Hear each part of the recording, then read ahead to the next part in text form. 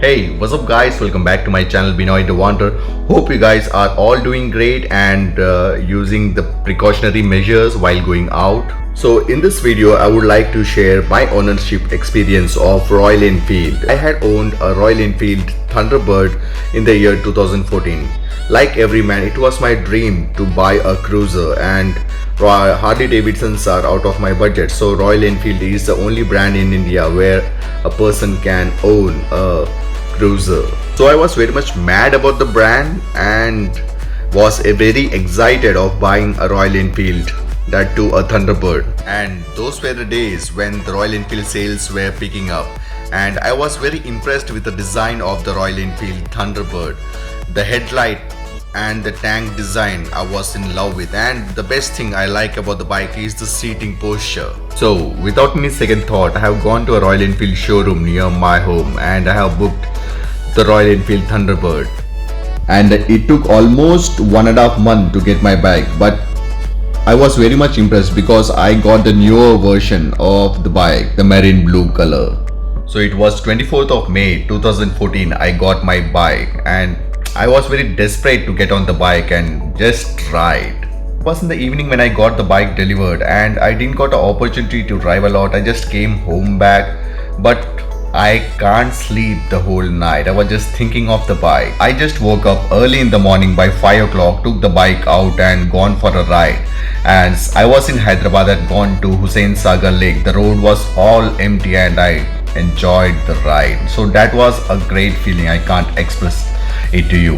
Hope many of my fellow riders would agree with me. So for a couple of years I didn't had any problem. It was timely serviced in the service center. Only problem I was faced was the poor service centers or the poor service given by the Royal Enfield. As many of the owners would agree with me, so in the beginning I had a small sound which was coming up from the engine. It was a tick tick tick tick tick sound. So I had took my bike to the service center. I had asked the mechanic to check it and why this problem is been coming, and they said it's normal with all the Royal Enfield bikes, and after the service it will go. But since then again the problem was there, so I had to live with that. In the first year I didn't change any of my bike parts except the clutch cable.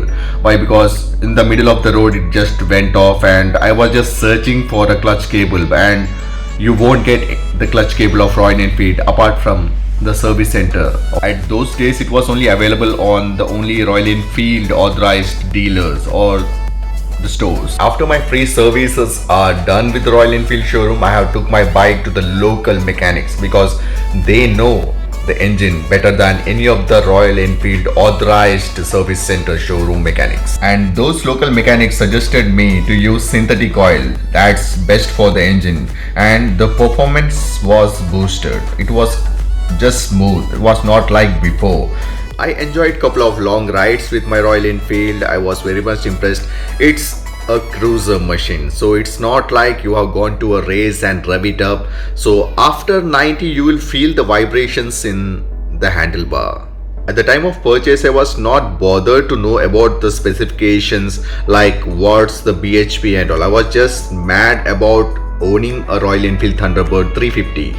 Now let's talk about the issues. As I already said, the service centers are poor.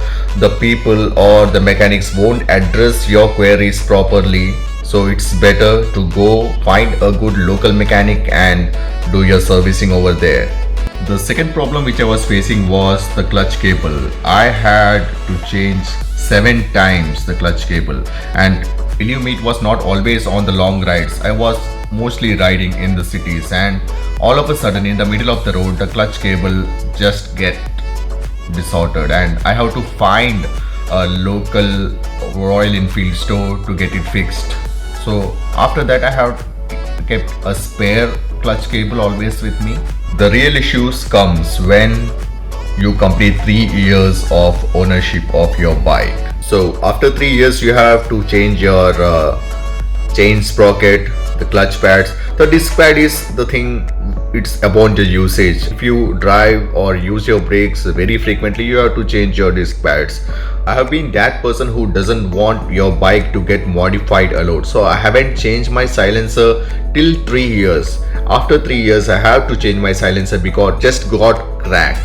And the silencer which I bought was from Motowings Performance Exhaust. It was full stainless steel, had a boost performance, and the sound was just awesome. It was not that loud but pleasant. So that silencer by Motowings added a good bass to the sound, and I was liking it.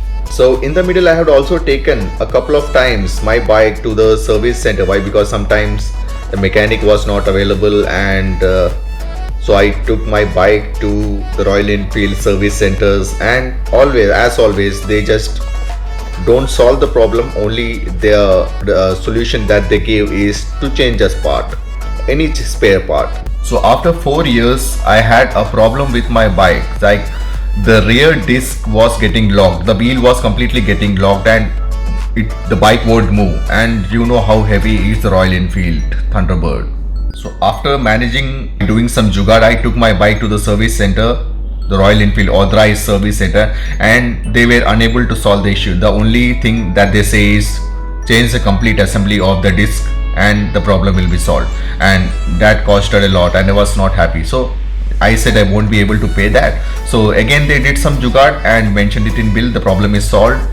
I came back, and after a couple of days again I was facing the same problem. I was with my family going to a relative's home, and in the middle of the road the problem came. So again I took the bike to the service center, and I was just asking them why I'm facing the problem again and again, and as suggested by them I have changed the complete disc plate, and then it was running fine. I was just fed up with the service what they give in the Royal Enfield service centers. At the time of selling they are very humble. After 4.5 years, one or the other, I used to get a lot of problems with my bike, and I was very upset with it. So I decided to sell it off. So I have serviced my bike and sold it in OLX to a known person. So before selling off my bike, I had changed my rear tire to Ralco's off-road tires, and after that only I have sold my bike to the other person. I know that no bikes are made perfect, but still the problems what the customer facing with the bike, at least the service center people or the mechanics can solve it. So my only request to Royal Enfield is that improve your after sales service. Overall, I can say it was a good experience owning a Royal Enfield Thunderbird 350, and later on they had got the modified versions with alloy wheels and tubeless tires, and frankly I was not interested again to buy a Royal Enfield, any of the bikes. I have took the test drive of the Intercept. I was very much impressed. It's not like any of the Royal Enfield bikes which I have rode, but still I was thinking that how would be the after sales service by the Royal Enfield. So guys, this was my ownership experience of the Royal Enfield Thunderbird 350. Please comment down below if you had faced any of these problems or any other problems of the Royal Enfield Thunderbird or any of the Royal Enfield bikes. Thanks a lot for watching this video. Hope you guys like it. If you really like the video, kindly like and share, and if you are not yet subscribed to the channel, please subscribe to Binoy the Wanderer, and I'll be making more videos in future for you guys relating to bike and travel. Until then, see you guys, goodbye.